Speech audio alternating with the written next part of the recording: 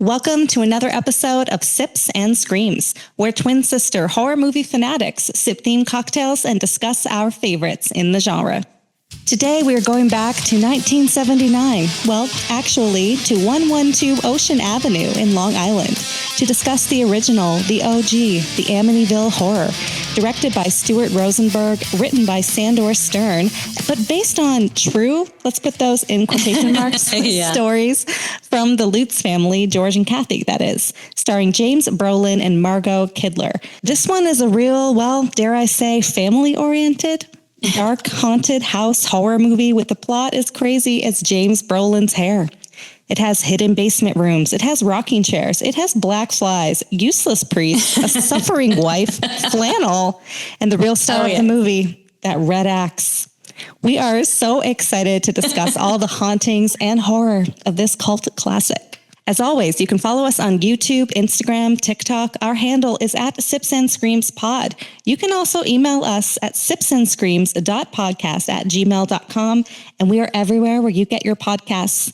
And if you do listen, we would absolutely love it if you would leave us a rating and or a review. All right, it's Friday night. What time is it, Allie?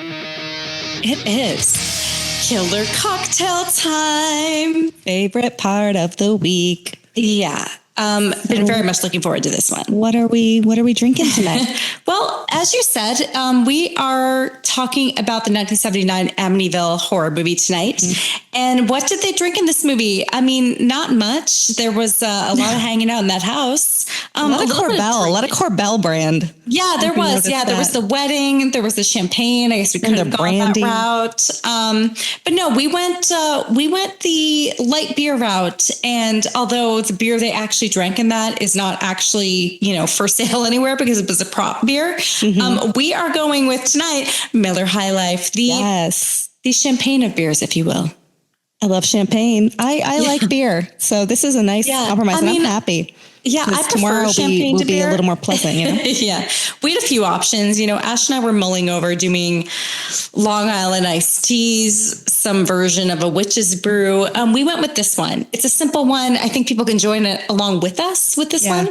I don't know. Maybe Long Island iced tea for like the 100th episode or something. I just couldn't do it. Okay, clock that though. 100th episode, we will be drinking Long Island iced tea. Hopefully along with some other people, maybe a guest. And never getting up the next day? Long Island iced teas. Have you ever had a Long Island iced tea, Ash? I mean, I did back in like the clubbing days. I don't know. You had Long Island iced teas at clubs? Oh yeah, like $20 Long Island iced teas. That's correct. Okay, let's open these.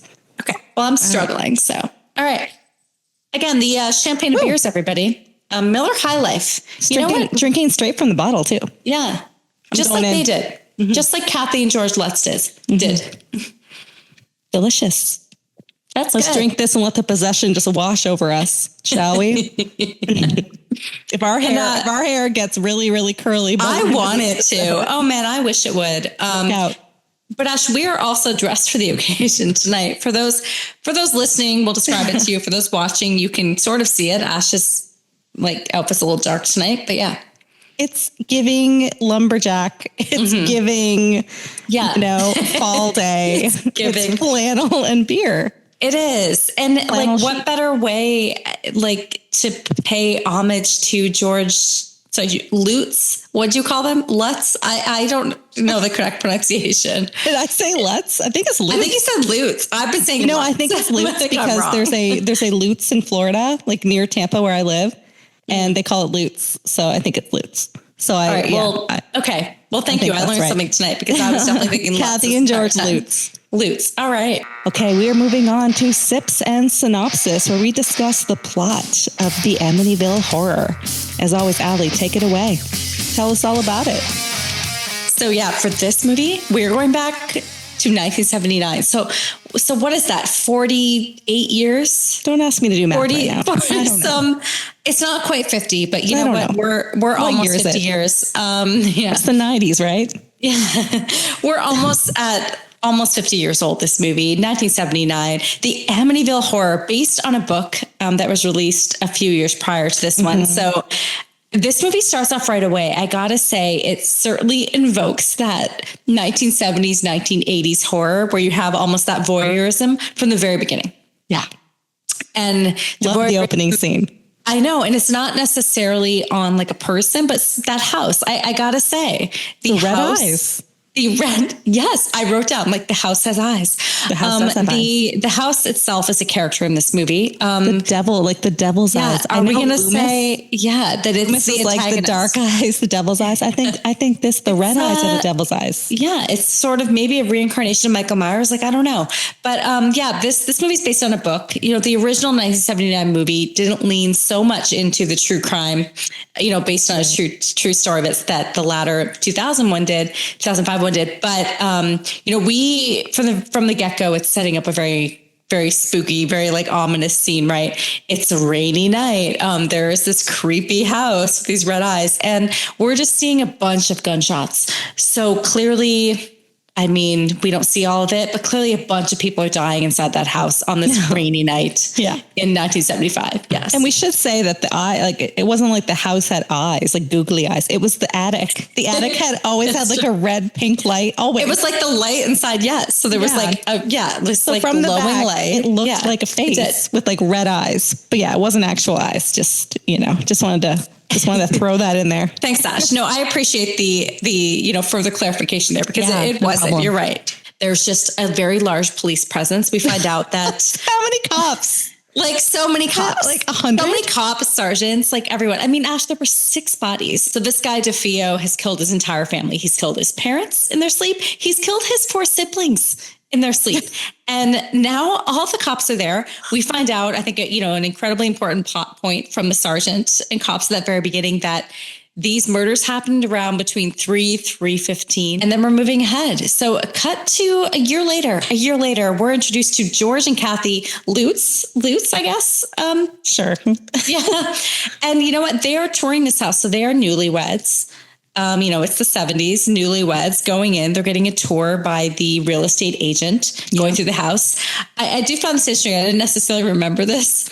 But they knew that a year prior that 6 people were shot and killed in that house. I think they're like obligated to say, right? If they're selling it, they have to say. So they knew it, but they were getting like a bit of a deal. So like he says at some point that it could have gone for $150 and they were getting it for $80. So when I first heard it, I thought they said $8,000, and I'm like $8,000, like. That's a You're like, steal. sign me up. Like, sign me up. No, it was 80,000. Okay. Yeah, 80,000. So they're getting tours of the house. I think, throughout, I do love how they did that, right? As they're getting a tour of this house, it's like a 3-story house, right? It's like an old school house. There's an attic, everything. And as they go through to the various rooms, we see flashbacks to those murders that had happened. And I do think, I thought that was very effective. I love how they did that. It definitely set the tone. Yeah, without being like super obvious about it, right? And I was going to say, I think in the daytime the house was kind of charming when they showed the outside, but when they show the murders, you're like, oh no, and like the weird charming wallpaper and the wallpaper's making a comeback. Okay, so I was kind of here for it. And it was like a big thing in like the 70s, sure. Mm-hmm. Okay, and 2025. What else? Fair enough. Yes, but they knew that. They learned that $80,000 they can get it for, so they're very excited about this, and they make an offer. They're ready. Yep. Moving in. They are moving in. And I got to say, while they're discussing this, very important line, right? George says to her, so this is before any of the insanity happens, right? Any of the craziness happens. But he says to her, like, they knew that people have been killed there. And George says, houses don't have memories. Yeah. Poignant. And I love that line. Very poignant, right? He's saying, they don't have memories. They're so wise. Right? They don't know what happened there. So they make an offer on that house. And then 1 month later, they're moving in. Yeah. Kids in tow. I mean, it's a lake house too. Like it is, they got like a boat and a dock. There's property. Again, for $80,000, like pretty good. And they have 3 better kids. Than the Pet Cemetery house. At least it's on a lake. There's no road with like transports like going down it all the time. It's pretty secluded, right? Yeah. It's a pretty secluded house. Yeah. And for a family, so they're recently married. They have 3 kids, 2 boys and 1 girl.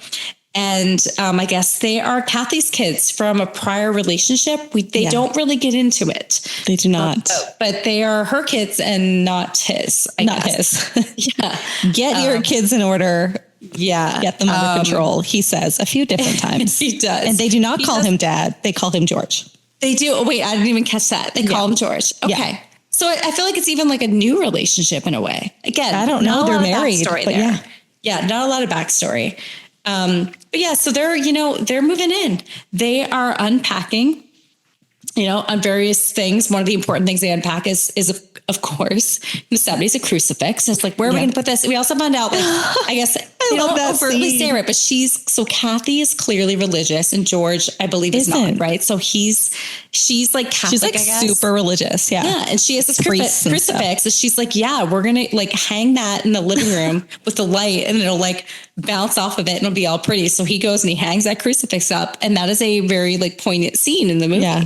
That's like bookends the whole movie, not to spoil it. Does. But he's like, I'll do it. And he's like so proud going over. He's like, it's going to look good right here. And he hangs it. He looks back at his work and he's just so proud. The light shining in on Jesus on the cross. It's just, it is. And for someone who's not religious, he seems to appreciate that. Like, he does. He's happy with his choice of placement of the cross. He is. And so they're, they've got some unpacking to do, but like at that point, they're like, like, what do you want to do? Like, let's grab some beers. Yeah. Again, their version of Miller High Life. Let's go back in that backyard and let's hang out with the kids, with the three kids. Let's take the boat out. Let's like have a nice little afternoon. Yeah. Meanwhile, again, Kathy, with her religious upbringing, I guess, random priest, and there is no backstory of this. When you're watching this, like, there's no just random priest goes up at the house, goes up to the door, right? It's like rings a doorbell, I guess, like looking for them, like no answer. Just, you know what? He helps himself to that house. He goes on it. Yeah.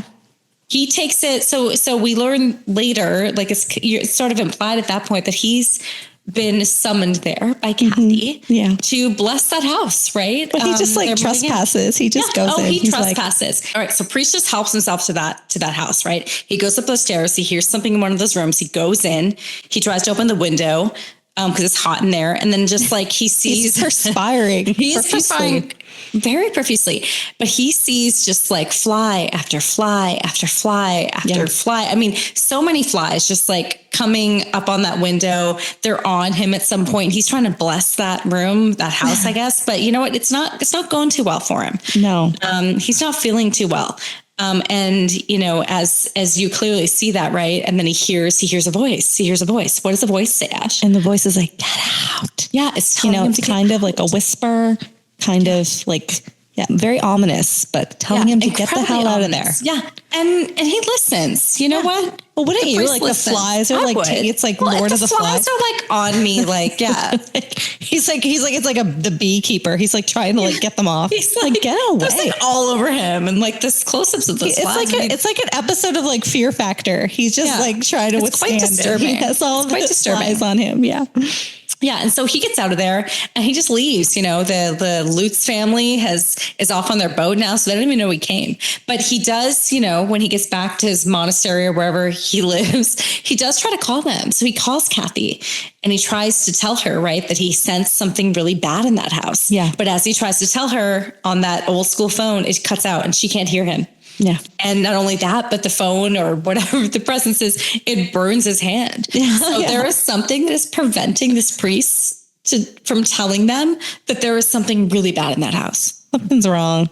Yeah. You need to leave. We're like, thanks for telling me once we closed. It would be really helpful a few weeks ago. Then we're at like, I guess the first night in the house. And I do want to take some time to talk about this series of scenes, because, it is a bit amusing. So, we're already seeing kind of on that first night that George is acting a little weird, right? He's cold. He's cold as in like temperature wise. Yeah. There's like a fire and he's claiming, talking about a draft and like Kathy is obsessed with that fire. Like, he is. Oh, well, yeah. He's obsessed. He is. So cool. I always feel hot, not cold. So I'm like the opposite of that. You're like, I would welcome that again. Yeah, I would. Like I would be like, you're like, I'd be like, this is okay. Yeah, I like this. But house. they talk about like, is it a draft coming from the basement? And then like, of course it's like that opportunity to go check out the basement. And he goes down there and like, it's obviously creepy down there, but they don't find any draft in there always. Imagine if he goes down and it's all bright and nice. Like, of course it's going to be creepy, dimly lit. A weird wall. The dog's like a wall that the dog is like wall. creeped out by. But he goes down there and like, of course, one of the kids follows him and like falls to the stairs again, like some horror movie tropes there. But wait, that kid. Wait, sorry. Okay, when the kid comes down, the kid comes down and takes like a violent hard fall. Like that was a violent hard fall. Oh yeah, rolls down, and then George is like, "You all right?" He's like, "Yeah." Like, it looked like he broke some bones. Yes, he just gets back up. I died. What? Kids are resilient, I guess, Ash, and particularly this kid. He rolled down. I'm like, are you okay? No broken bones, no anything. This kid. Oh my Is this goodness. the same kid that later on like hurts his hand? It's like, God damn, that kid's got he's like 9 lives. Yeah. So George picks that kid up. I guess he's okay. Takes him to bed. And then it cuts to like an interesting scene in the movie. So I do want to take some time to talk about this because great cinematography. We see Kathy, right? She's in her new bedroom looking in the mirror.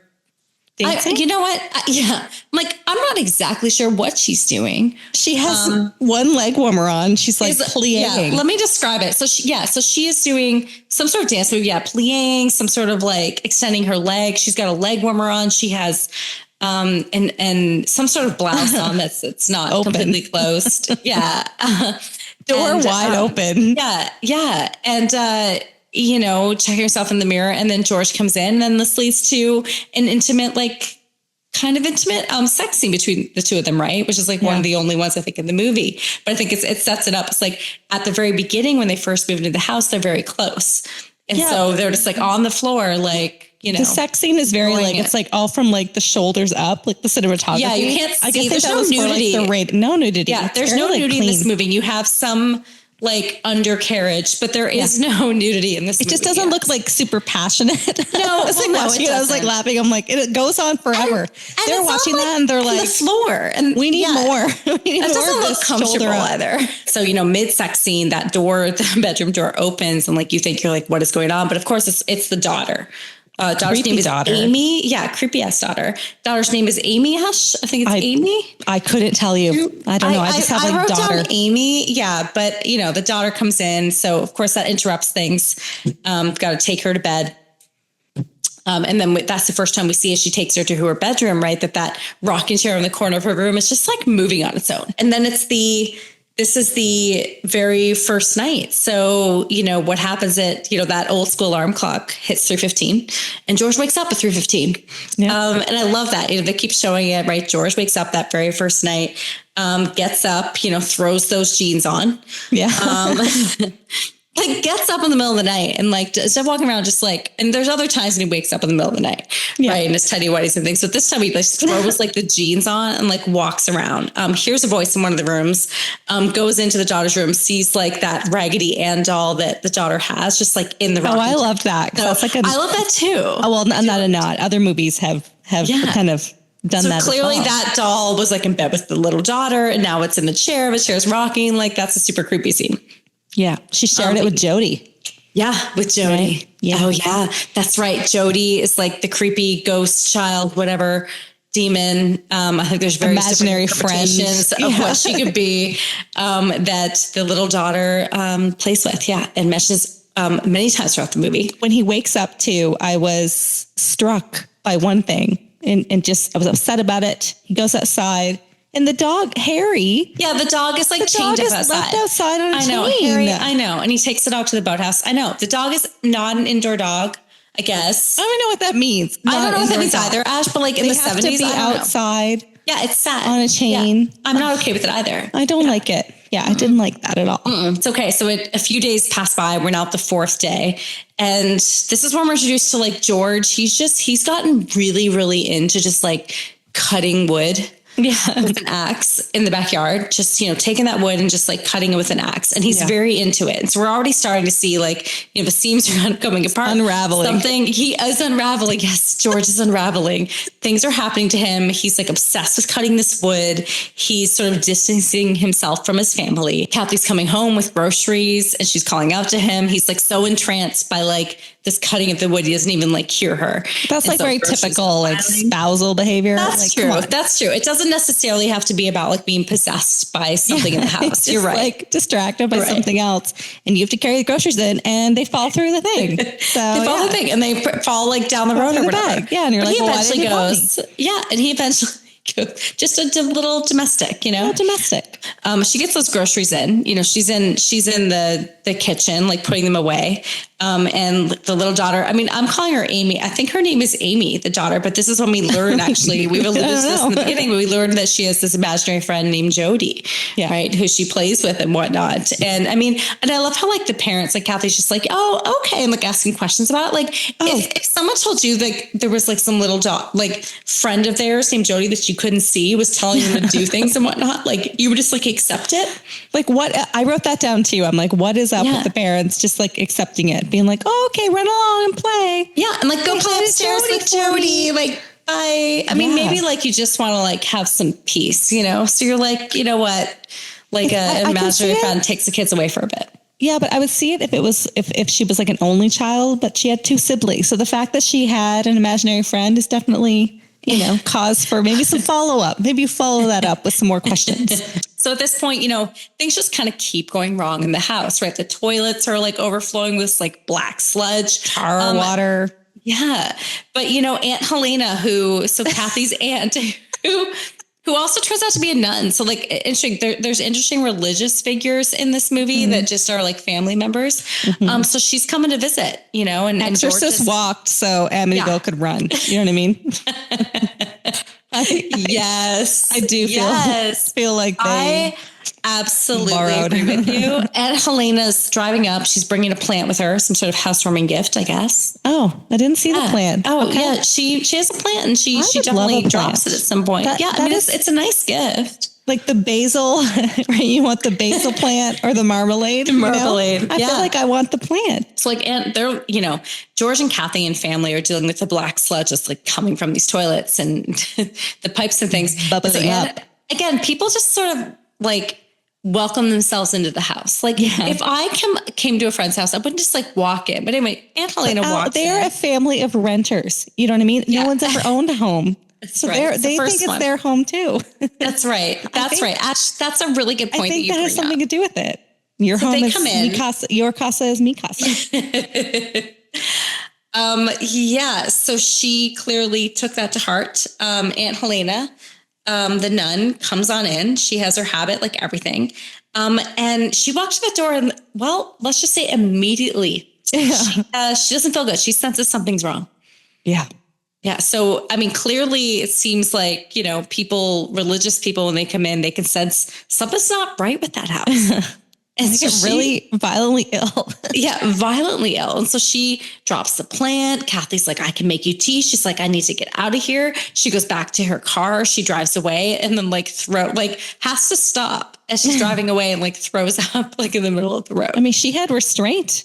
Yeah, right? She did. She did have restraint. She did. She got out of there. Yeah. And Helena's gone, right? Got sick, left that house immediately. It's now the 5th night in the house. And I love how they do that. So this movie, it sort of takes you along with them. So it's like 3rd night, 4th night, 5th night. It's the 5th night. 5th night begins with George just staring at that fire.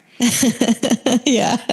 So he's just like in the living room, like tranced. Like, yes, he's like, almost seems like he's possessed by that fire. And we know that he's cold and he's just like by that fire. So he's not only cutting all the wood for it, but then once it's like inflamed, he's in there and he's just obsessed with it. I think the fire I said the axe, but the fire I think is also a main character in this movie. Yeah. It also makes me want a fire. You know what I mean? I'm like, I kind of want to stand in front of one. I like a real one. Yeah. It's cozy. It does. But you know, it's that night again. It's the night again, and Kathy and George are being intimate again, but like he can't quite perform, right? So that's right. So we're learning that. So like, not only is this house having an effect on like kind of their mental stability, but it's having an effect in physical. Yeah, it's having an effect in more ways than one. That's clearly going to affect their relationship. But this is the night, so you know, 5th night, 3:15 a.m. And Kathy just wakes up screaming, that she was shot in the head and goes back to sleep. Great scene on that fifth night. Mm-hmm. And then, cut to the next day, the priest. So the original priest, the father, went to go bless the house. He's not giving up on them yet. So he tried to warn them over phone, but, was burned by it. So he's trying to get back. So he goes back with one of his fellow priests in a car, but that car breaks down and they don't get there. So again, something is continuing to stop them from the priests from getting to the house to warn them. Yeah. Yeah, evil forces. So now we're at, again, a lot of things happen kind of in that first month that they lived at this house. But Kathy has a brother. Cassie has a younger brother, I'm assuming. I would hope so. Yeah, just I think based on his behavior. Yeah, and he's getting married, so it's his wedding day. For some reason, he's at Kathy and George's house counting the money, counting $1,500 for the caterer. So he's just in the living room of this house, counting the money like multiple times, very freaked out by it. Is counting it. Kathy comes in, is reassuring him that he's good. They have an embrace. All of a sudden the money's missing. So it seems like the house took the money, right? Or something took the money. It's gone. My money's on that house. Yeah. I think the took house that money to cause some issues. And, at this point, George and Kathy are already having, issues, right? Mm-hmm. Many relationship issues, monetary issues. And George is I'll cover the caterer. And that caterer is very specific. He needed the $1,500 in cash. And George is I'll write him a check. But again, just, yeah. I mean, I understand though. I mean, checks, Yeah, checks can bounce. Yeah, they can bounce. Yeah. So he just wanted to get his. He wanted to get paid. He did. And the food's already eaten. So he wants that $1,500. $1,500 is pretty good. That's pretty good. I know. For a caterer. $9.79. Exactly. I mean, that food must have been good. I mean, it looked kind of like a nice wedding, Ash. It did. It looked kind of classy. Everyone was in tuxedos. It did look classy. Yeah. But so George and Kathy go to the brother's wedding. They bring the two older boys with them, but the daughter stays home. So Amy stays home. There's a babysitter that comes in to take care of her. This teenage babysitter. With the headgear. The headgear, yeah. So the 70s movie, she has a who she reminded me of? She reminded me of Jan Brady. Jan Brady. Wait, Jan I was Brady. saying that, yeah. From the Brady Bunch. Which was in the 70s Jan. as well, right? Yeah. Yeah. She was giving Jan Brady for real. She was. With they used to have the Brady Bunch, yeah. But the braces thing, I never had braces, so I don't, but I remember people used to, it's the headgear. So it wasn't just in your mouth. It was a whole thing. Oh, all around it. Yeah. How painful. Yeah. Yeah. Yeah. But you know what? She's still babysitting. And they leave to go to this wedding. And we see that there's, things transpire in that bedroom. The babysitter goes into the closet to look for clothing or something, mm-hmm. right? And she gets locked in the closet. And so the little daughter and her friend Jody are outside and they're doing nothing to help her. So this babysitter's in there screaming for, I think, hours, right? And she has hours at that point. She's trying to get out and bloody knuckles immediately. As she tries to get out, immediately her knuckles are bleeding. I'm what is happening? Mm-hmm. There's no force. She's just scratching on the door. But that rings true for me. If I got locked in a closet, you scratch until your knuckles bled. I think I might. I think I might, Ash. I'd be terrified. I feel I would use force and try to bang the door open. I don't scratching. Is that really gonna help? Okay, fair enough. She was knocking until I'm that wasn't working. Well, it was time to go to plan B, babysitter. Let's go. You know what she could have done? She could have used her braces to jimmy the lock. Pick the lock. Yeah, to jimmy the lock. But you know what, Ash? It's not it was there wasn't even a lock on the door. It was clearly the forces of the house. I'm not sure she could have gotten out of there. I don't know. We don't know. Could have MacGyvered it a little bit. I don't think she tried hard enough. So a babysitter's locked in that closet. We see George and Kathy at the wedding with their kids. They eventually leave to come home and they find the babysitter locked in. Everyone's kind of surprised, right? They're why didn't the daughter help her out? Yeah. There's no lock on that door. So it's just very confusing. But one of the interesting things that George says, and we start to see that George is changing, right? George is becoming not as friendly, not as warm. And he says to Kathy, right, that she needs to get control of her kids. Her kids. Yeah, not his kids. Not his. And before that, he was always referring to them as his kids or their kids. So we're starting to see that George is changing. The cracks are showing. And we learn also during that moment that, Jody the imaginary friend, demon, whatever she is, doesn't like George. And the daughter says this. So I think another important piece. Jody doesn't like George. I think that's exactly the intonation. I think that's exactly it. It is. Cut to, you know what? At this point, we're reintroduced to the priest. So the priest, you know what I gotta say? God. There's kind of these parallel. I know. And for those who've watched it, like you're sort of like waiting for the priest scenes to be over, but like there's these parallel like the priest does the movie, nothing. Right? No, but you know what? But he's still thinking about it. And he wants kind of the other people in the church to like help, right? That they need to like go to this house and help the other guy doesn't even like believe in it. They don't believe in it. What a useless. They don't. But he's his secular education, Ash. So the priest that is trying to help, he's a psychotherapist, I believe is what he calls himself. And they talk about his secular education. There seems to be, some. I feel like you just learned the word secular, and you're like, and now I'm going to say now it. you're going to say it. Yeah, Alice's secular. I'm going to use it in a sentence many times because of that movie. But it seems like they are not for secular education. Him being a psychotherapist, and they want him to like take some time off and go on vacation. So now at this point, we're back at the house. George is continuing to cut the wood with the axe. I mean, that's again, has he ever stopped? I don't think he's ever stopped. I'm not sure. That pile of wood is like gray sweater, just like sweating through it, and just like. Cutting so much wood with his axe. So this couple rolls in. The friend works for George, like some coworker of George. We understand that he hasn't been at work in a while, hasn't signed the payroll checks. So he's trying to, bring something for his boat. He's trying to let him know this. And George just doesn't seem to really care very much. No. There's like checks that are bouncing from the what he sent to the caterer. So yeah, he doesn't seem to really care that much. And we learn, the coworker's partner, she's a little freaked out by that house. Yeah. She's sensing something in that house. She doesn't want to go any further again. So it's at this point, it is multiple people. And she's, I guess, the first non-religious person to sense that, something's not okay with that house. Yeah. She's not religious, but she like definitely has. She's into like she's like has a spiritual interest. So weird things continue to happen at the house. The daughter's playing with Jody, I guess. The boys are upstairs. The window closes on one of the boys' hands. For no reason. They take him to the urgent care. Yeah, but it was bloody again with the knuckle thing when the immediately bloody, like it was immediately bloody. It's immediately bloody. Immediately just like. That's effective, blood. I guess, like storytelling. No, but logistically, I don't think that makes sense. It would fall and you would like break your bones and it would bruise. I don't think blood. Okay. I don't think anyone thinks that any of it was supposed to be logistic. Like, I don't think it was supposed to make any kind of sense. Like, yes, bones were not broken. And I know this because I had like a door slammed on me. I think it was you or like one of our sisters. It was definitely me. Was it you? Yeah. When I was like a child. And you like slammed the door on me and like. It was me and I apologize. Yeah, it was my thumb. And my thumb is still like a weird shape. And I don't know. Because of me when we were like 5 years old. That's what I think. I think you slammed the door on me and my thumb is a weird shape because of that. I don't know. But it wasn't gushing blood. It was just like, and like, this is like disgusting. Sorry, but like TMI. But yeah, just like it got really bruised and like just kind of like deformed a little bit. Let me start on this. Wait, did I actually do that to you? Because I apologize now. All these years. I don't know. We were like 5 years old, but thanks. I appreciate your apology. Yeah. All these years later. I didn't mean it. This thumb is still a different shape than this thumb. I think it's because of what you flattened your thumb at 5 years old.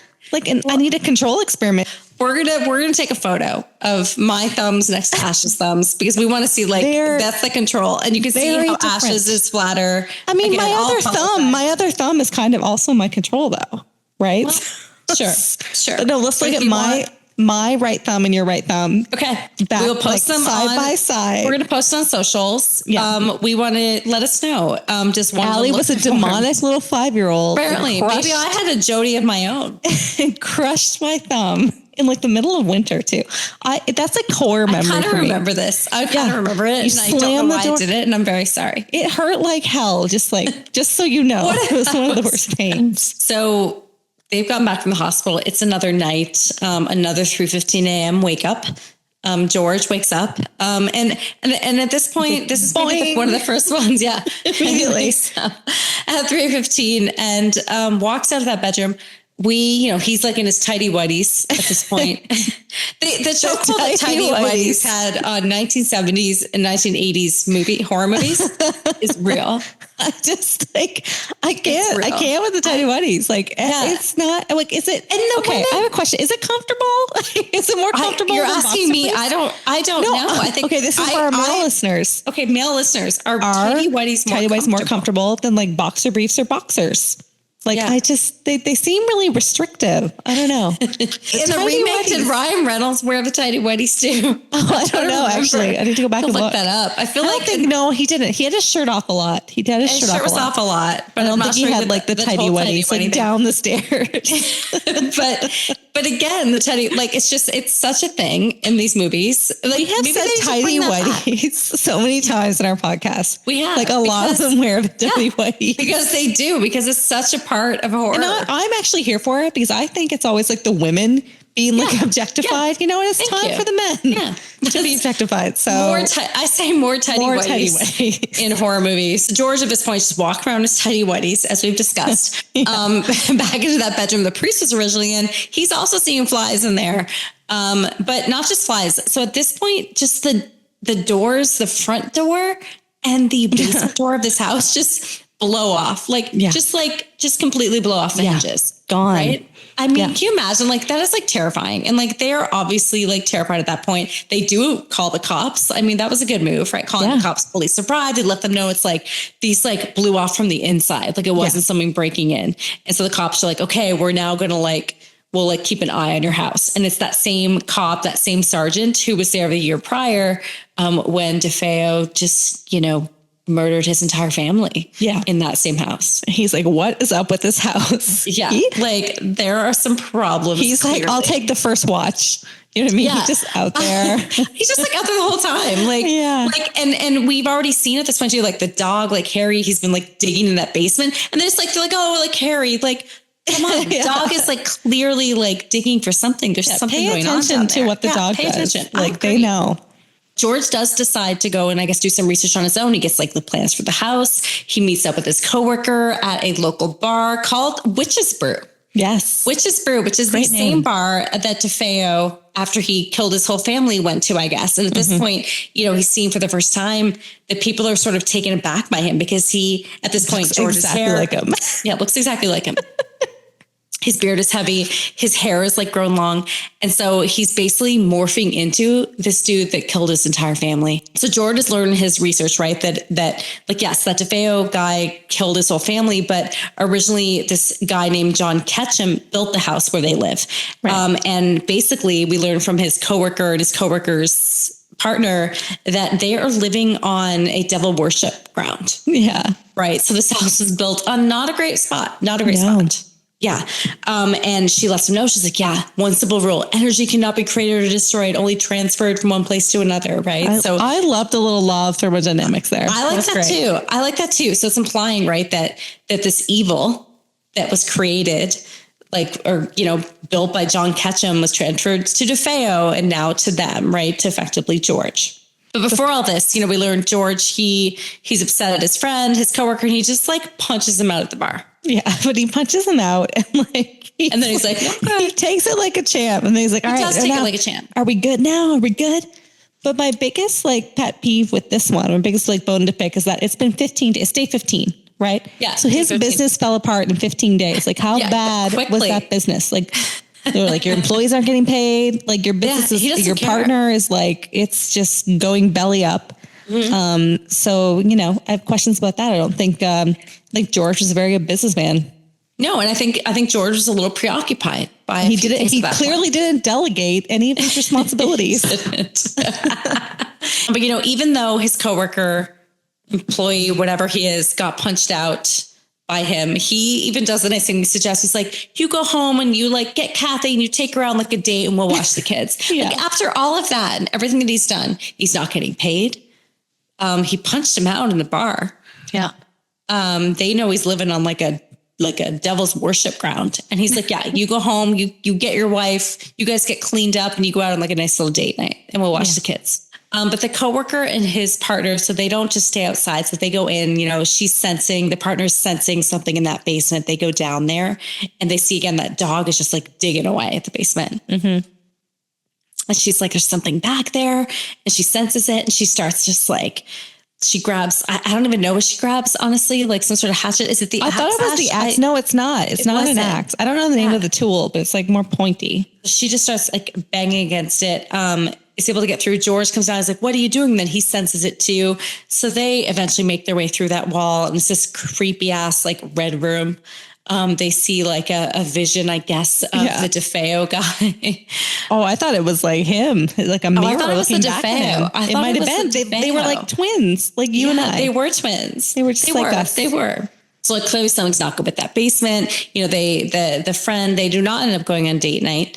You know, we're learning too that over the next few days, the priest is still like freaked out by that. He still wants to help. The priest ends up going blind. Weird things continue to happen in that house. And eventually I will say Kathy goes and does her own research. So she goes to the library, looks on the microfilm, learns about DeFeo, learns that, George looks exactly like him. And it's just like rushing home when she like figures this out. So there's some sort of aha moment for her. So she's rushing home. She figures it out. It's the last night at this point. You know, it's raining. It's always raining. Yeah, it's always raining, but I like it though. I think it tracks it. It adds to the atmosphere. Sets up the atmosphere. Exactly. Yeah. So she's coming home. I mean, George at this point you feel like he's just been like completely possessed, right, by this demonic presence in the house. And so she gets home. At this point, he's just like, she sees him like with the axe outside by the boathouse. So like, it only is he possessed. She's like walking around in the rain with an axe. She gets the kids to hide. He comes up. He's like trying to break through the bathroom where the kids are hiding. Kathy's able to stop him. She looks like at that point too, which is an interesting, it's such a like quick moment, but it's an interesting one because I guess they talked about this in the book as well. It's based on some of the true story that they tell, but she's almost transformed to this like older, like woman. Right. And so he sees that and he's like going to hurt her, but then it sort of turns back into Kathy and he's like, he was never going to hurt her. So at this point, he's sort of like out of his possession, I guess, and they're going to get out of there. So the kids, George, Kathy, trying to get out of this house. So they're up on the third floor. They have to get down. At this point, there's just like, the house is almost falling apart. You know, blood, sort of slime is seeping from the walls. It's seeping from the stairwell and they're trying to get out. It's been very difficult. They get to the front door and that front door won't open. But eventually they're able to get out. They get to the van. You know, there's a mix up of the keys, but they do have them and they drive away. Yeah, we're going to pause here. They drive away. And I can't even. Like, keep going. Yeah. So it's George, Kathy, and the 3 kids. And all of a sudden though, I'm gonna call this George's redemption moment. Yeah, because up to this point, George has been pretty much a crazy person. Yeah, has not been a good person. But they're driving away, and he stops that van, and he just runs back to the house. One of the daughters mentions the dog Harry, and he runs back, and then Kathy's like, "No, like we have to keep going." But George runs back. And I will call that his redemption moment. He goes back, and he does. Poor Harry is in the basement. Yeah. You know, they left him. They left Harry in the basement. Like a black lab. Like the cutest little black lab in the world. Ever. He goes down there, like it's almost like a hellmouth, like the clearly he's trying to like suck him in. There's like slime everywhere. Yeah. George is able to go down there and get out, clean himself up, take Harry out and take Harry back to the van. But Harry saves him first and then he takes Harry out. Save him. Harry does save him. He falls into the hellmouth or whatever that is. Yeah. And Harry like drags him out and then he like picks Harry up and he takes him back to the van. Yeah. Oh, justice for Harry. Justice for Harry and also humanized George a little bit and redeemed him a little bit. It did. Because he did go back and save the dog, you know, and they get back to the van and Lutz family drives away, never to return for their possessions. Belongings. How many days was it? 28 days, I believe. 28 days. Yeah. They lasted 28 days. And that's Amityville Horror in 1979. Woo! All right. Ooh. Cheers to that. Yeah. Cheers. Mm-hmm. We got through that, Ash. Mm-hmm. We sure did. And I have to at first like just talk about the DeFeo, whatever the name is, the murders. Like it was based on this. And again, it was based on a true story about the 23-year-old kid, right? That killed his parents and the siblings. And apparently, so he was like a drug addict, like a heroin addict, and he was trying to get the life insurance. And I guess after he did the deed, he killed everybody. Right. His all 6 people, his parents and the 4 siblings. Yeah. He goes to a local bar. Maybe it was Witch's Brew. I don't know.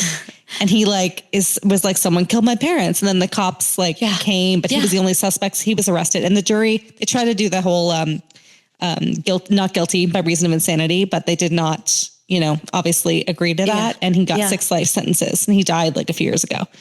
But okay.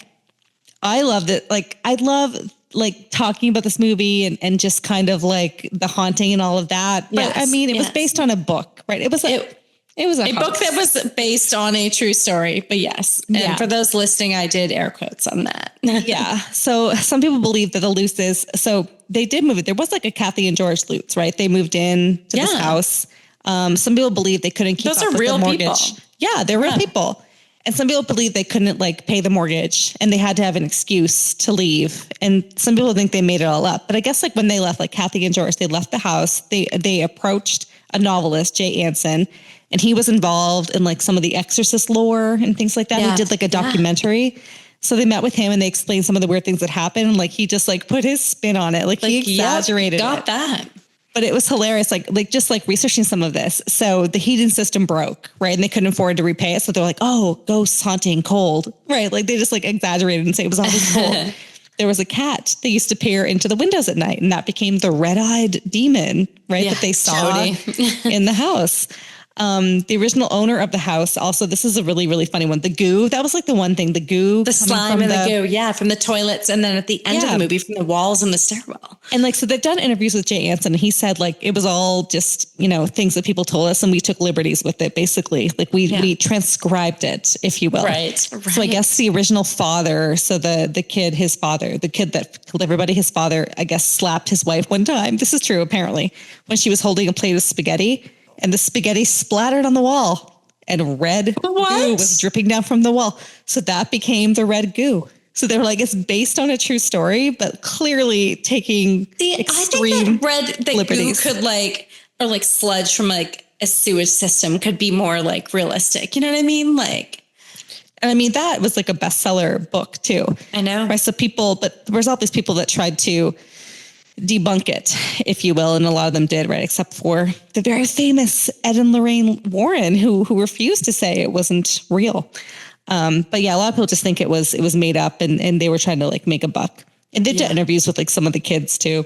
But one of the kids still believes it, I believe, right? Or if you remember some of the stuff. And this was like in a documentary recently. Yeah, I think I remember some of the stuff. And I guess George Luce was like involved in the occult or something, or he was like obsessed with paranormal things. Yeah. And so they were like, he was like really obsessed with this stuff. So it wasn't like that far fetched for him, like making some of this stuff up. Something else we have to talk about, and we've touched on it in the synopsis, is the significance of 315. Right. So do you know about the significance? No, but let's dig in. Okay. All right. So 3 to 4 a.m. is known as the witching hour, the demonic hour. It's like widely known as that in just kind of horror lore, demon lore, things like that. And in a lot of horror movies, they pay homage to this like hour, right? A lot of things happen between 3 and 4.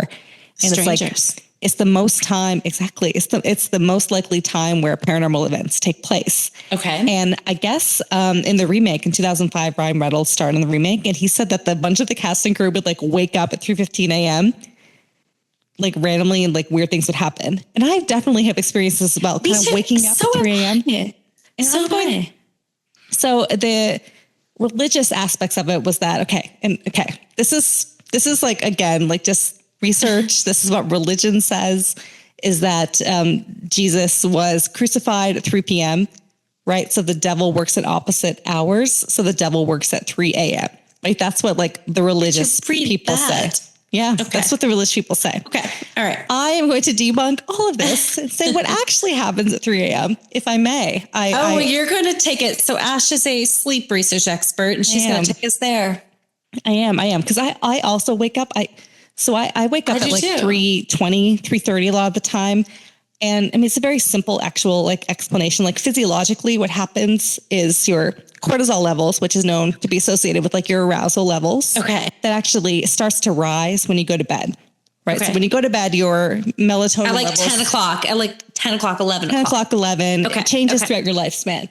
Your melatonin levels are at their peak. Your cortisol level is at its, as baseline, as lowest. And throughout the night, your melatonin goes down, your cortisol starts to go up. So when it starts to go up is around like 3 a.m. So when you have that kind of transition, that's typically when you're most likely to awaken. So it's really not like a demon thing, guys. It's just like your cortisol level. Sorry to disappoint, but there is science behind this. Starting to rise at about 3 a.m. And you get up, right? People get up, they go to the bathroom, they have a hard time going back to sleep. So notice this, like a lot of the time when you wake up in the middle of the night, it's like, between 3 and 4. We have to talk about the house that it was filmed at. Yeah. So it's an actual house in New Jersey. And it sold in 2023 for $1.5 million. And you can look it up on Zillow. On the water. It is beautiful. Okay. It is a lake house. It has a pool. It's all like redone. Absolutely gorgeous. Are the eyes, Ash, are the attic like eyes to the house still there? I need to know. Or was that I think the windows are there, but it's all like redone. It has beautiful like blue gray. Because I'm not even sure those were a part of it. I think that may have been like part of the original house where the murders happened. And then this is where they filmed it, but I don't know. You know what? They didn't have I don't think they had, I didn't see them in like the Zillow ad, but you can go look it up. That would be a selling feature. That'd be a feature, I would think. It had like the original hardwood too, I think. It was beautiful. Nice. I have to talk about Kathy, Margot Kidler. Yeah. Okay, so she looks really familiar, right? She starred as Barb in Black Christmas. Alcoholic, promiscuous Oh, Barb. she did. Wasn't she also Lois Lane in Superman? Yes, she was. Yes. That might be more famous, actually. That might be your more famous role. She's absolutely Barb in Black Christmas. She was Lois Lane and I'm like Barb. No, but honestly, I knew that. But oh my goodness. For me, and I think for a lot of our horror listeners, Black Christmas is going to ring true to you, you know? She has range, is all I'm saying. She does. Barb. She was the ingenue. Like the drunk. She was like drunk during filming of Black Christmas. Drunk, like promiscuous, just like total, like great energy. In this, the unicorn. Was like sorry, was it the unicorn that killed her? Yeah, the unicorn dead. That's right. Yeah. Horror heads know what we're talking about. We did a episode with them over Christmas, or we did Black Christmas, guys. We're doing Amityville, and we're back to Barb. All right, we're moving on to Screamometer. All right, Allie, what is your rating for the Amityville Horror? Yeah, she's taking her time, everybody. She's like whenever nodding. I take my time, I feel like everyone knows what's coming. I don't. Okay. Well, all right. You surprise me every time. 1979. You know, I love old horror. I love horror movies based on haunted houses. I love them. Who doesn't? So many things about this movie I did love, right? The story, the based on a true story, all of it. Screamometer wise, and I'm basing this solely on, you know, did it scare me? Mm-hmm. It did not on rewatch.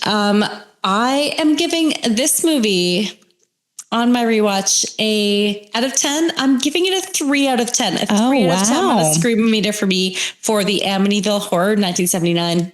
Wow. Okay. Yeah. All right. You are going to differ, I'm assuming. Well, that's a little lower than what I'm going to give it. Okay. You were scared watching this movie. I wasn't scared, but I think it's such a classic, and I think they set the tone. It was eerie. I agree. Kind of the whole way through. It was even eerie during the day. And there's a couple of scares, yes, that we're going to discuss in depth a little bit later, but I'm giving it a 5 out of 10. A 5 out of 10. A 5 out of 10. Okay. Yeah. I thought you were going to go like way higher, and I was going to be like, Ash, absolutely No. It's not like Halloween, you know, or like Paranormal Activity, but I still think it was good. Well, nothing is Paranormal Activity, but yeah, I don't know. Yeah. I rewatched this movie, not quite there for me. 3 out of 10. For me, you give it a 5 out of 10. Friday the 13th, like wasn't scary. Like I kind of laughed, but this, I'm like, no, there were some scary moments. So I'm giving it a 5. I stand by that. 5 out of 10. Okay, it is time for Sip and Tell, where we discuss our personal experiences related to the content of the Amityville Horror. Okay, personal experiences. Yeah, what haunted houses have you like bought and moved into? You want me to go first on this one? Yeah, okay. Please so I have to say, watching this movie, I was filled with nostalgia. I think is the word. Really? Yeah, nostalgia. Nostalgia with Amityville Horror. Yeah, okay. Yeah. Please elaborate. And because a lot of the visuals in the movie, I actually can relate to. Okay, number 1, the chopping of the wood. So we lived in a rural, we've talked about this many times in our podcasts. We lived in a rural area in Brunswick, fair enough. Canada, right? Growing up. And we had a wood stove. Oh, did we? And our father was always out chopping wood. We did. With like flannel, always wearing flannel while was doing it. My memory is that he was wearing flannel. And I think one time I was like, let me do it, when I tried to do it. Are you serious? Yes. I don't remember this at all. The fact that our father let me do this, I couldn't do it. Are you kidding me? You think I could do this? You know how heavy an axe is? I don't think you could. We had an axe. Yes, we had an axe. It's so heavy to like make kindling. You gotta like chop the things, chop the logs in half and then in quarters. It is so hard. Did I try? How far did you get? Yeah. Not far. One try. But this is like a core memory from my childhood. I definitely remember that. I remember the kindling. I don't remember like doing it myself. Yeah. I think I was like, let me try. It's like, okay, like here's an axe, little girl. Like I swear to God, I have this memory. And I remember the axe hoisted up like over your thing. You're just like, okay. I remember the axe being really heavy and I was surprised, right? Wow. How heavy it was. Now that you're saying I remember this too, but I'm not sure if you're like inceptioning me. I couldn't do it. No. So yeah, chopping wood, that's definitely like rings true for me. And then, that old school alarm clock, everybody of a certain age had like that old school brown alarm clock with like the little like paper, but like it was like a felt thing, like the 315 would like tick, and it would it wasn't digital. Forward. Analog is the word I'm looking for, I think. It was like Groundhog Day. It was the analog one in Groundhog Day. Groundhog Day. And our parents had one of those. And also, the jewelry box that the child had in the movie, right? You called her Mary, and it was like the I think it's Amy. Ballerina. I didn't call her. I think I called her Amy. I'm not sure. Well, I'm like, I don't even know. Like, so insignificant. I have no idea. But she had a jewelry box with the spinning ballerina. We definitely had that growing up, and like so creepy. Although at the time I thought it was cute, but now I associate the music it with in that horror. is creepy as hell. Yeah, but I also think they've made it. They put it in a bunch of horror movies like since we were kids. Yeah, definitely. Maybe, what people recognize when we were kids that was creepy and it shouldn't be in a children's bedroom. And and they just put it in horror. What about you? Any sip and tell us that you want to talk about? Yours are you reminded me of things of also my childhood that I shared with you. Yeah. The one the one sip and tell that I have is it wasn't me. So I did not have a wood burning fireplace that I stared into, and let my hair grow long. No, that wasn't something that I did. But when I lived in California, it wasn't a wood burning fireplace, but we did have a fireplace. You click on the little light switch. I remember it fondly. And we have cats, and dear God, did they enjoy it. So they were like George Lutzing, like all over that thing. Like they were just like in front of that fireplace, staring into it for hours. Yeah. Hours. Just like the heat was just like on them and they didn't care. And they were just like, they were like lost in a trance. They were, I remember. They were lost in a trance and they were so happy. So I'd like to say they were channeling George Lutz, whatever his name is during those moments. That's the one that I have that reminds me of Amityville Horror. All right. It is time for Sips and Scares. So what are your top scares of the movie? Al, let's talk about it. Okay. And we know that I gave this a 3 out of 10. So I'm saying there weren't many for me, but there were some. I do have a couple, but there were a few and I wrote them down. Number one for me, and I wrote it down so I know the exact night in the house. Fifth night in the house. Fifth night.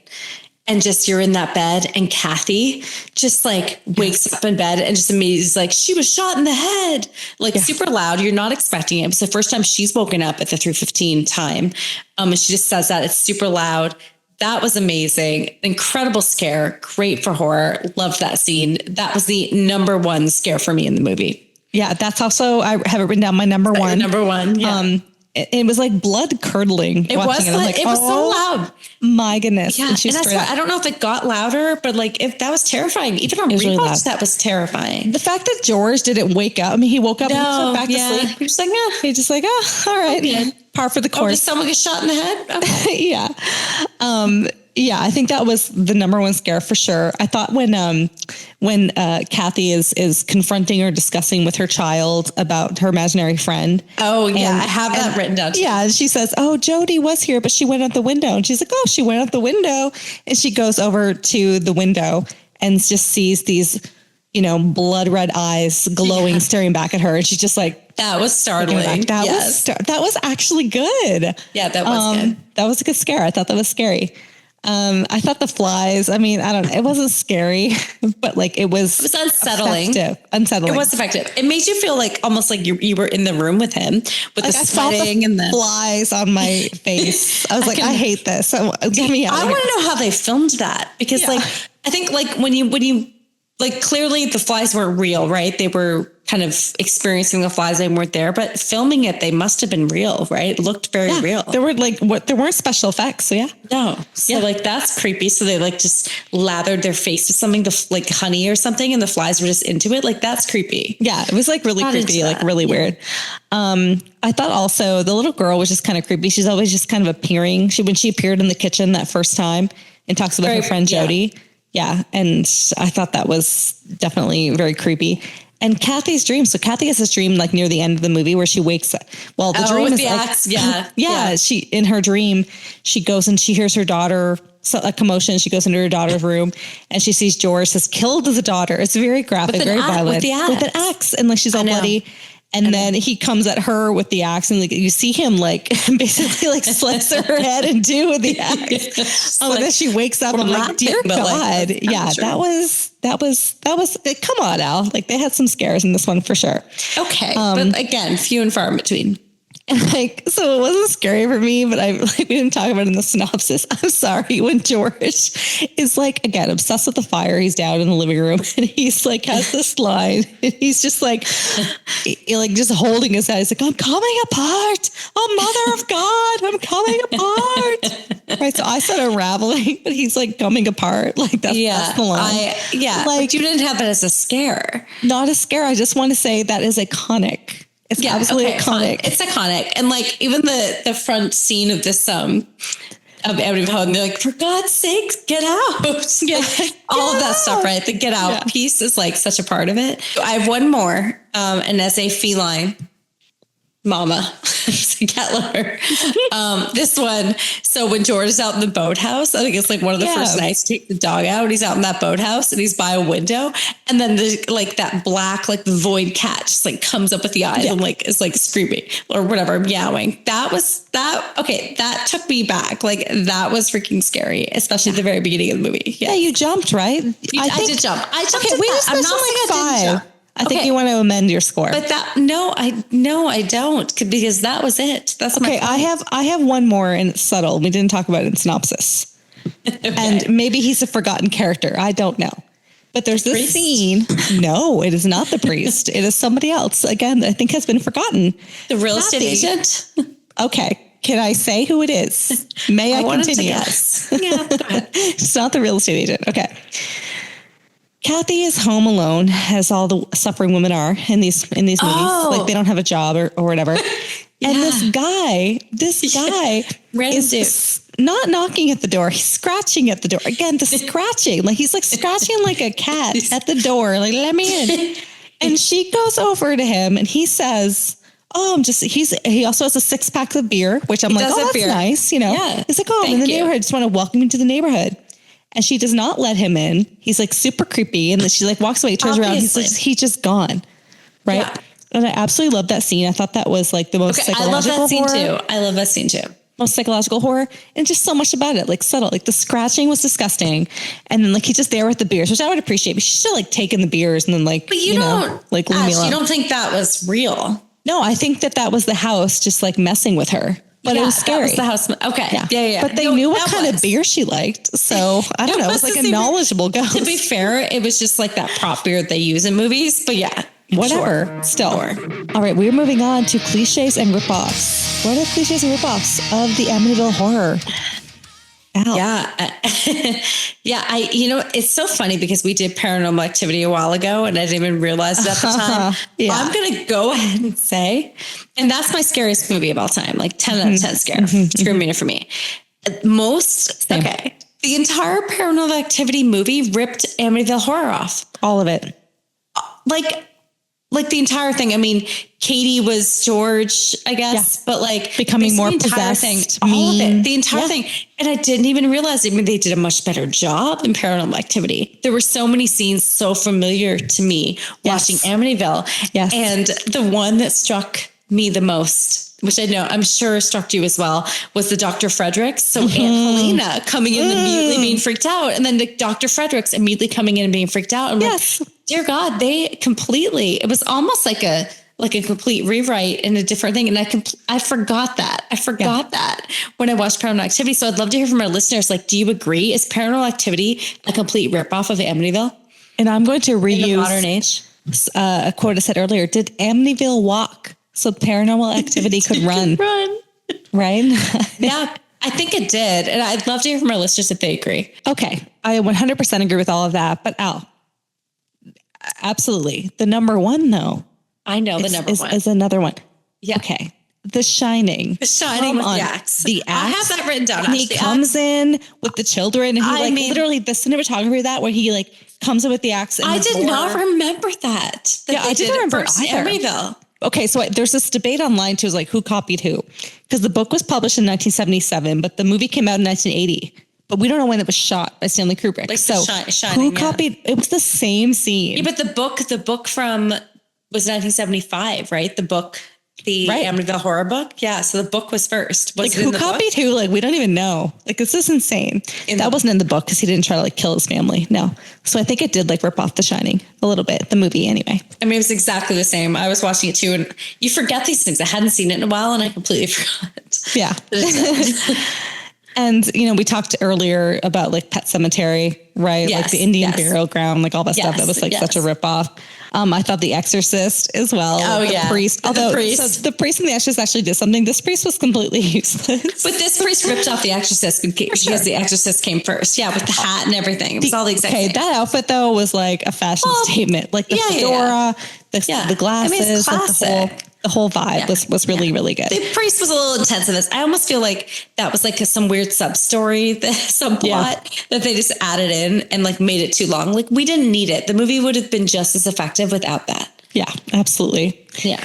I think Insidious as well, like with the artist. I wrote down Insidious. Yes. It's always like the wife with some like weird job. Like, you don't really know what she does. And like a cliche in general, right? Your little kid, your creepy little kid having an imaginary friend of somebody who died in the house. I mean, that is absolutely horror movie cliche. I guess it started in The Shining and Amityville Horror, but it's continued for the last 50 years. So yes. Yeah. And like the red door, like Insidious has like a red door thing, like the red Nightmare on Elm Street. Yeah, it's always, actually the house. It was the red front door. It was like Nightmare on Elm Street-ish. Yeah. I want a red front door. I really want one. I think can. That would. Ash, you do you. You get a red front door. And then, so we talked about 3:15. That's been used like time and time again. A lot of horror movies, they do wake up at 3:15 or between 3 and 4. So that's just like a common trope that they use in a lot of horror movies. And my final one. I'm going to wake up at 3:15 tonight. I hope I do. I'll text you. If I wake up at 3, I'm just going to send you a text and wake you up. Just text me. I'm going to wake you up at 3:15. Just call me at 3:15, please. Okay. Well, I don't want to do that. No, that's creepy. That's really creepy. So my final one was Halloween. So it came out the voyeurism at the beginning, right? The voyeurism and the cops. And like one of the cops like looked exactly like Loomis. He did. He was Loomis. I'm like, oh my God. He was Loomis. Wait, I wrote that down too. He was absolutely Loomis. The voyeurism at the beginning was 100% Halloween, the way they did it. Yes. And I think that Kathy, her outfits were inspired, not the cheerleader one and the other Jamie one. Jamie Lee Curtis. When she had some of the others. Yeah. Yeah, maybe. Yeah, some of the other. She kind of wore the outfit from all of the characters in the original Halloween. But when she has the like dress pants and the dress shirt, she totally looks like Jamie Lee Curtis. She does. Yes. Yeah. She's talking on the phone. I'm like, oh, that's such a ripoff. All right, it is time for alternate endings. Oh, I'm so excited. Ashley, I've been waiting for this, and I'm so excited because I do not know what they are, and I cannot wait. I do have content to talk about. Oh, please. Okay, good. Okay. All right. Well, I'm taking some liberties here.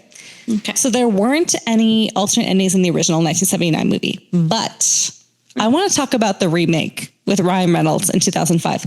Canadian boy, Ryan Reynolds, 2005. He looks also, if you rewatch this, the 1979 version, like he looks exactly like James Brolin. I'm like, put two of them next to each other. I'm like, they look exactly the same. Yeah. But I want to talk about how it differed from the original. Yeah. So so there's no alternate endings. Sorry about that. But the remake did like do some things that were different that I actually thought were better. And I want to talk about them.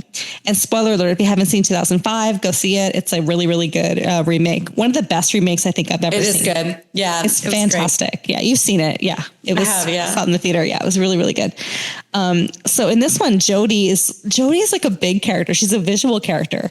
Right. Yeah. So she's they make her like creepy. Yes. She's long dark hair. She's like this dress. She's a bullet hole wound in her head because she was shot. Because in the remake, they make her one of the kids that was shot. Yeah. Right? Yeah. She's like the original. That's not what it was. Yeah.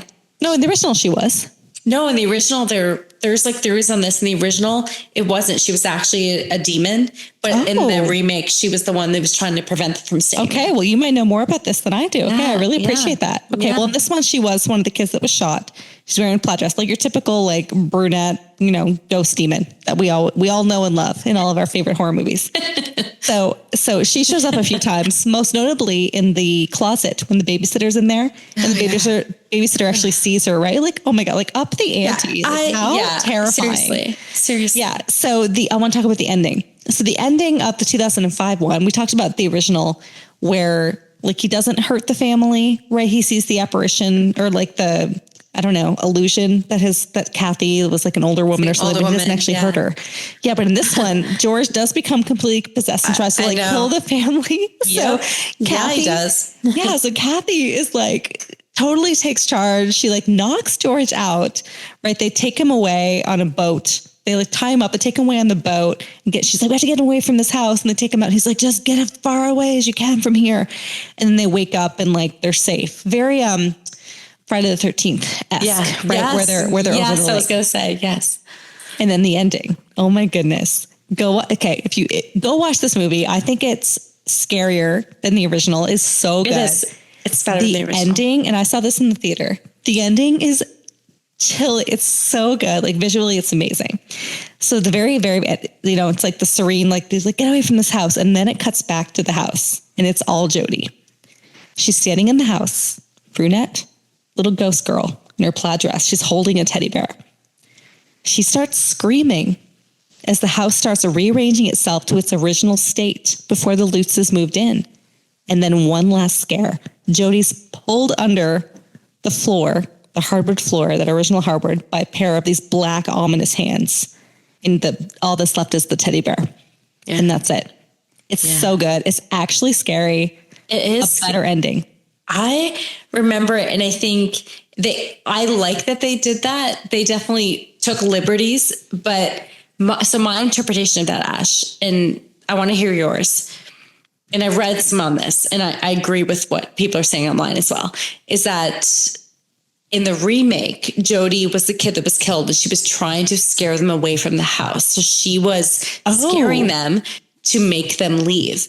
But in the original one, in the 1979 movie, Jodie was just the demonic possession that was possessing DeFeo as well. Mm-hmm. And so they didn't go that route. And so she was just some scary like essence. But I like how they did it in the remake because she was trying to get them out. So it resets it. And so I guess every time whoever moves in, she's going to have to keep doing that again and again.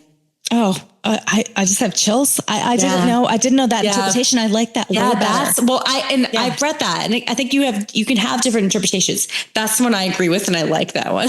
Like, that makes sense to me. You do sympathize with her rewatching it. I do with 2005. Jodie. Yeah. So I think you might be right. I think that is actually what's happening. Yeah. But the ending's way better. It's actually, I think, a better movie. 2005. They learned from some of the potential faults, right, from the first one. But and they make George more evil. Yeah, they do. Yeah. He should be a little more evil. Yeah. They try to, but like there's some holes in the first one. Yeah. Agreed. All right. It is time for the villain. So who's the villain of Amityville Horror? And I know who my villain is.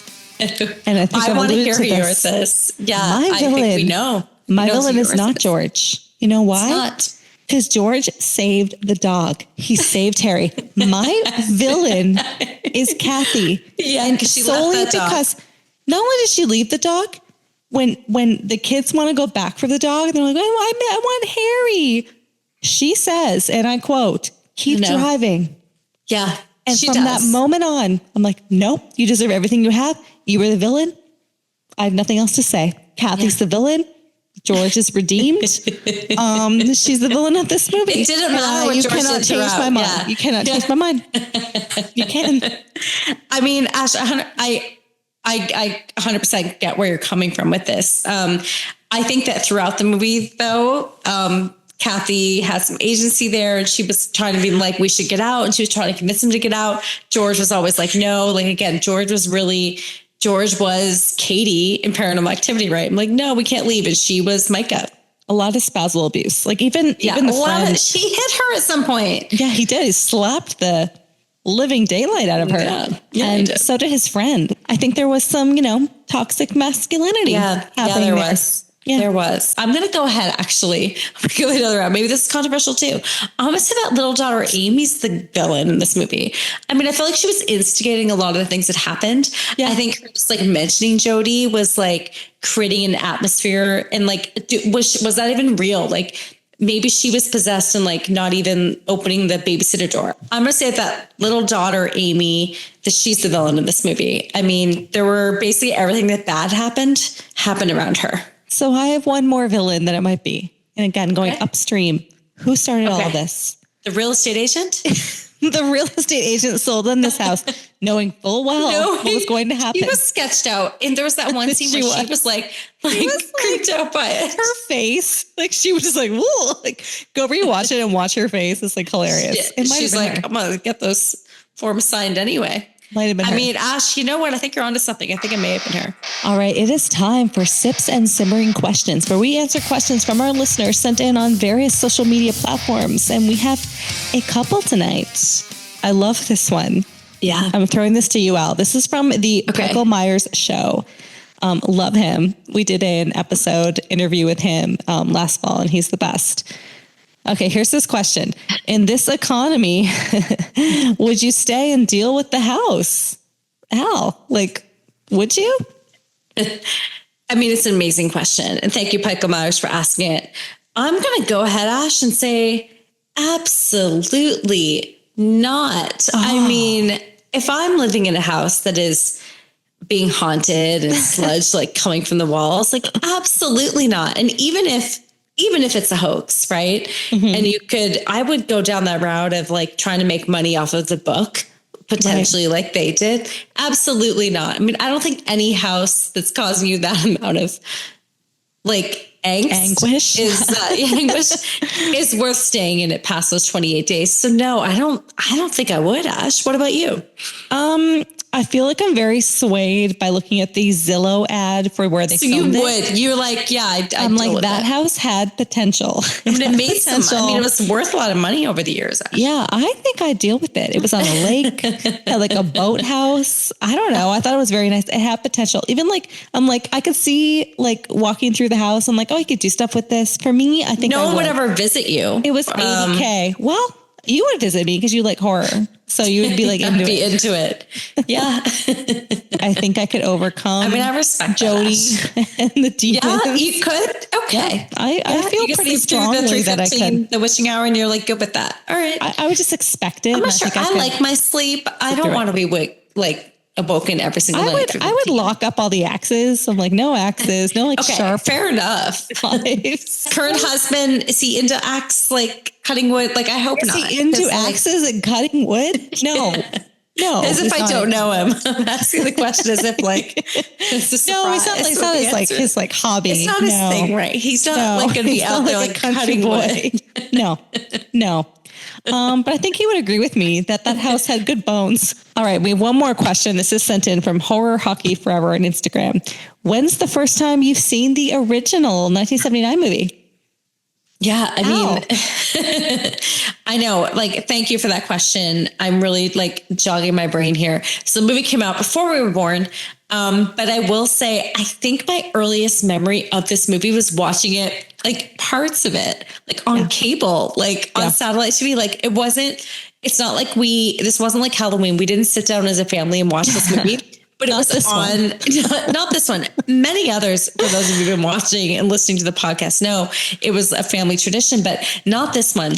But this one, I say we watched it piecemeal on cable throughout the 80s, 90s, I would say before. I mean, I knew of it, right? You knew those classic scenes, but I don't think we ever sat down and watched it like all the way through for quite some time.